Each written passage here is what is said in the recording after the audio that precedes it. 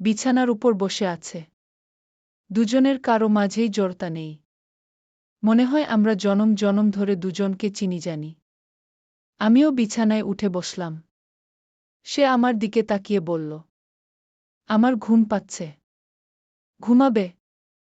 আচ্ছা ঘুমাও।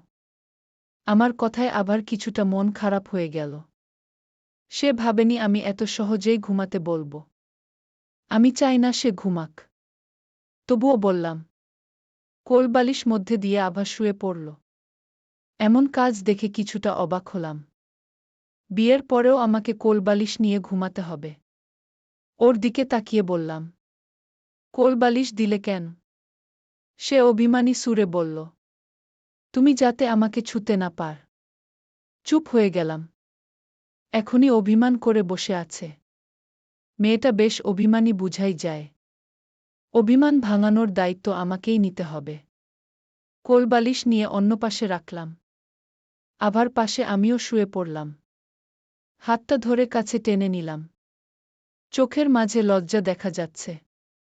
লজ্জামাখা চোখে বলল, কাছে টেনেছ ঠিক আছে। জড়িয়ে ধরবে না।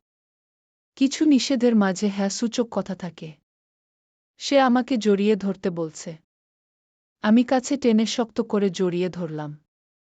ঠান্ডার জন্য লেপটাও গায়ের উপর চড়িয়ে দিলাম। রাত 2টার বেশি বাজে মনে হয়। আমি চুপ করে শুয়ে আছি। চোখে ঘুম নেই। আবার চোখেও এখন ঘুম নেই। আমার বুকে মাথা রেখে মনের কথাগুলো বলে যাচ্ছে। আমি চুপ করে ওকে দেখছি।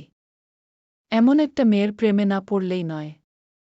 নিজের অজান্তেই অনেক বেশি ভালোবেসে ফেলেছি। এখন দুজনের কারো ঠান্ডা লাগছে না। প্রেমের উষ্ণতায় মিশে যাচ্ছি দুজন।